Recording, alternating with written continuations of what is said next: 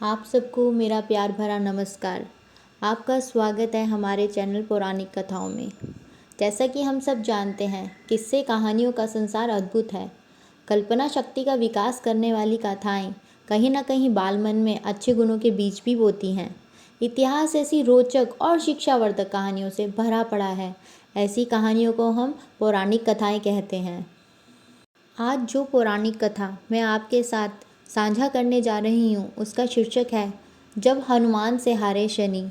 इस पौराणिक कथा के द्वारा हम यह जानेंगे कि भगवान हनुमान से किस तरह हार गए थे, उन्होंने भगवान हनुमान को क्यों ललकारा और इन भगवानों के बीच में हनुमान जी और शनि महाराज जी के बीच में क्या रिश्ता है, किसकी आराधना करने से हमें क्या फल मिलता है और हम शनि की साढ़े साती से किस प्रकार बच सकते हैं। चलिए हम इस गाथा को शुरू करते हैं।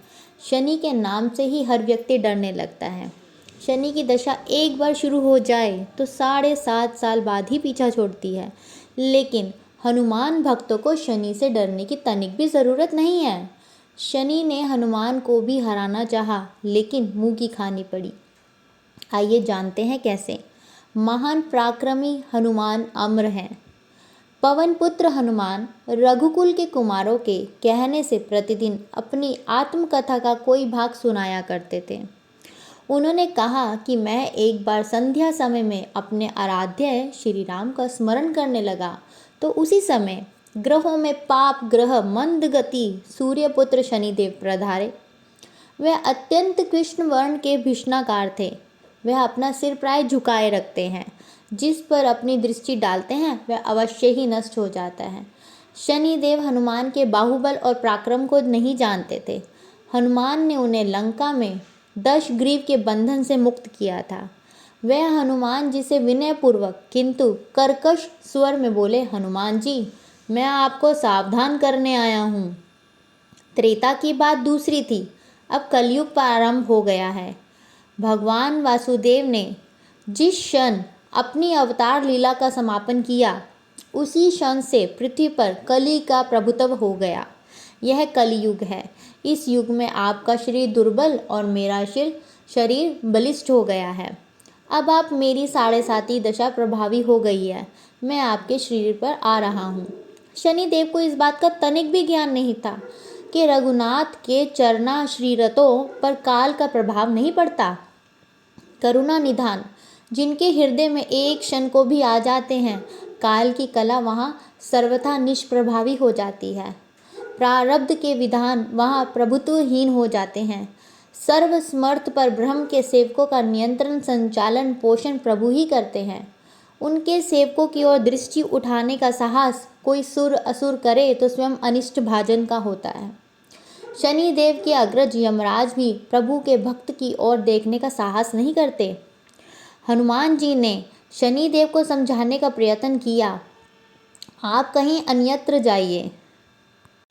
ग्रहों का प्रभाव पृथ्वी के मरणशील प्राणियों पर ही पड़ता है। मुझे अपने आराध्य का स्मरण करने दीजिए। मेरे शरीर में श्री रघुनाथ के अतिरिक्त दूसरे किसी को स्थान नहीं मिल सकता। लेकिन शनिदेव को इससे संतोष नहीं मिला। वह बोले, मैं सृष्टिकर्ता के विधान से विवश हूँ। आप पृथ्वी पर रहते हैं, अतः आप मेरे प्रभुत्व क्षेत्र से बाहर नहीं हैं।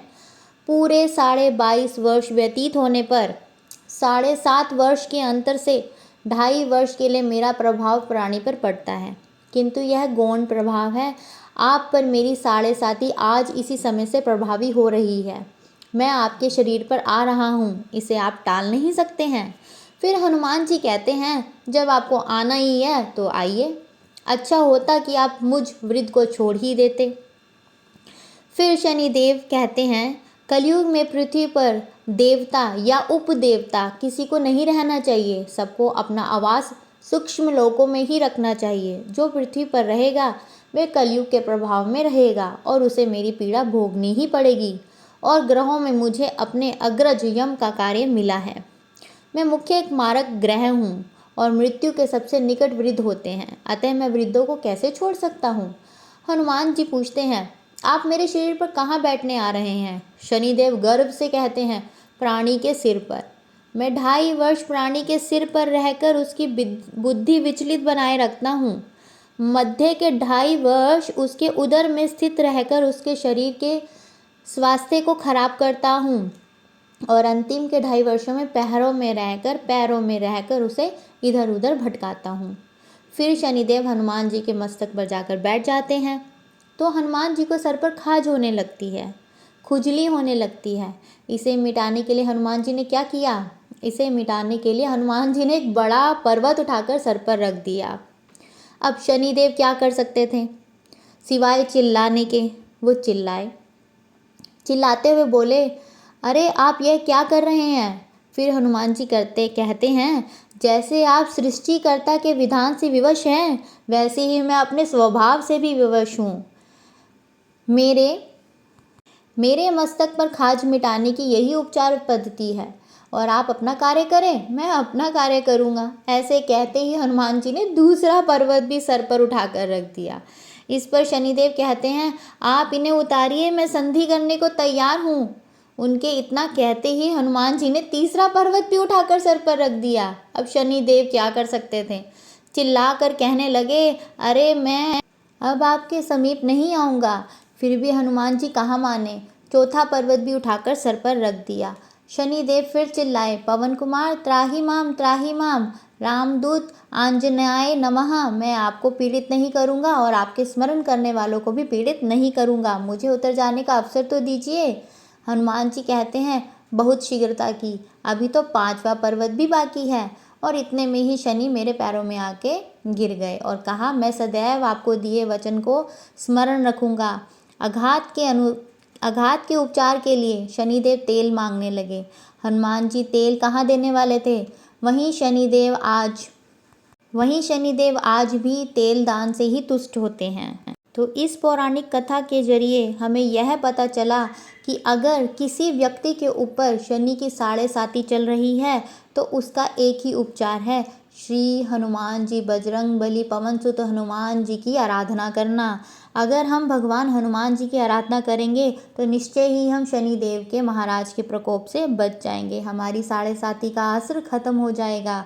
इसलिए आप सबसे मैं विनती करती हूँ कि जो भी व्यक्ति की शनि की 7.5 चल रही है वे हनुमान जी की आराधना करें और हनुमान जी का आशीर्वाद प्राप्त कर कर अपने समय को सही करें। इस प्रकार आप हनुमान जी का स्मरण कीजिए और शनिवार को शनिदेव को तेल का दान दीजिए। इस प्रकार से हम दोनों भगवानों की कृपा प्राप्त कर सकते हैं। मुझे सुनने के लिए आप सब लोगों का धन्यवाद। आशा करती हूँ कि आप कुशल मंगल रहेंगे, भगवान हनुमान जी की आराधना करते रहेंगे और भगवान शनि जी को तेल का दान करते रहेंगे।